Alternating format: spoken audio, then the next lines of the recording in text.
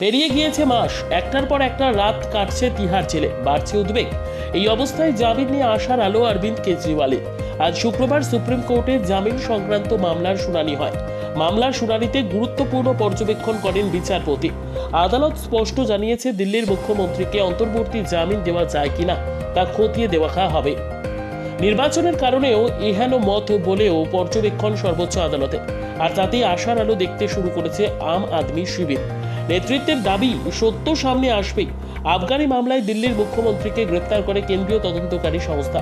বর্তমানে তিহার জেলে বন্দী। যদিও ইডির গ্রেপ্তারিকে চ্যালেঞ্জ করে সুপ্রিম কোর্টের দ্বারস্থ হয়েছেন আম আদমি সুপ্রিমো। জামিনের আবেদন জানিয়েছেন বিচারপতি সঞ্জীব খান্না ও বিচারপতি দীপঙ্কর দত্তের ডিভিশন বেঞ্চে এই মামলার শুনানি হয়। মামলার শুনানিতে লোকসভা নির্বাচনের কথা মাথায় রেখেই জামিনের বিষয়ে বিবেচনা করা যেতে পারে বলে গুরুত্বপূর্ণ পর্যবেক্ষণ করে ডিভিশন বেঞ্চে।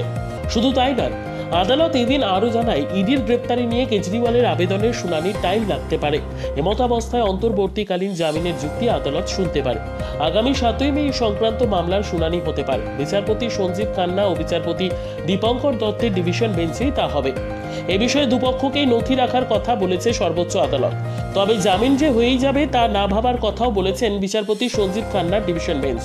অন্যদিকে মুখ্যমন্ত্রী হিসেবে কেজরিওয়ালের নিজের অবস্থানের কথা মাথায় রেখে কোনো ফাইলে স্বাক্ষর করা উচিত কিনা তা বিবেচনা করতেও এদিন ইডিকে বলেছে আদালত। বলে রাখা প্রয়োজন, লোকসভা নির্বাচনে কেজরিওয়ালের অবর্তমানে ময়দানে নেমেছেন তার স্ত্রী। লাগাতার প্রচার চালাচ্ছেন, এমনকি প্রশাসনিক কাজকর্মেও হাত লাগাচ্ছেন।